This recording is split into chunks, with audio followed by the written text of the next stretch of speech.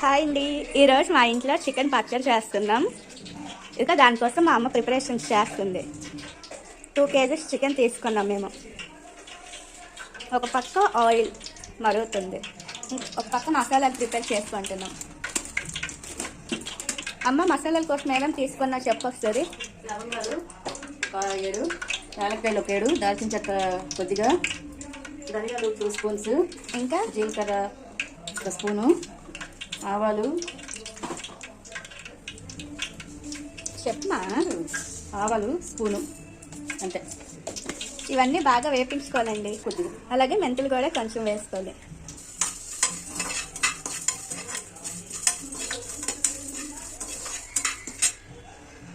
ఈలోపు మనం ఒక పక్క నూనె పెట్టుకున్నాం కదండి. ఆయిల్ వేడెక్కాక చికెన్ వేసుకోవాలి.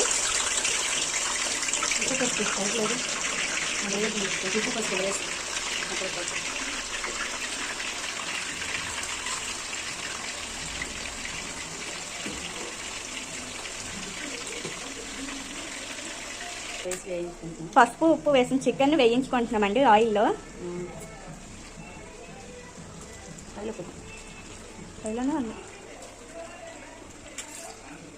ఈ ప్రిపరేషన్ అంతా మా అన్నయ్య కోసం. మా అన్నయ్య పట్టుకెళ్తాడు చికెన్ పచ్చడి. ఒక పక్క మసాలాలు వేగుతున్నాయి.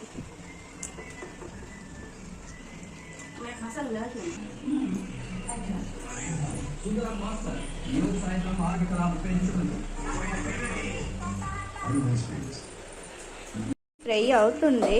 ఈలోపు మేము అల్లం వెల్లుల్లి పేస్ట్ రెడీ చేసుకున్నాం ఫ్రెష్గా. ఇందాక మనం మసాలాలు వేపించుకున్నాం కదా, అది మిక్సీ పట్టుకున్నాం. ఇలా చికెన్ వేగిన తర్వాత ఒక గిన్నెలోకి పక్కన తీసుకోవాలి. 4 స్పూన్లు అల్లం వెల్లుల్లి పేస్ట్ ఫ్రెష్గా దంచుకోవాలండి. చికెన్ పక్కకు తీసుకున్నాం కదండి, అదే ఆయిల్లో అల్లం వెల్లుల్లి పేస్ట్ వేసుకోవాలి. 4 స్పూన్లు వేసుకోవాలి.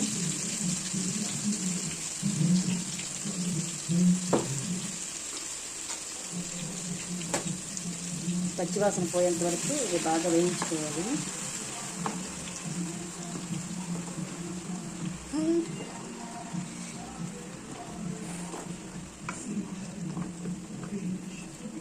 పచ్చివాసన పోయేంత వరకు వేయించుకోవాలి.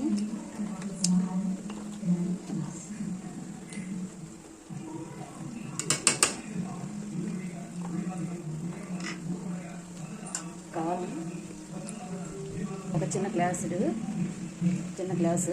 కారం, 1/2 గ్లాసు మనం దంచి పెట్టుకున్నాం కదా మసాలా పౌడరు, అది వేసుకోవాలి.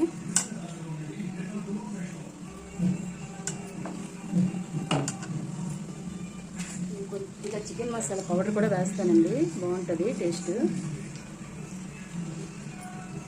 ఇది వేగాక మనం వేయించుకున్న చికెన్ని ఇందులో వేసి కలుపుకోవాలి.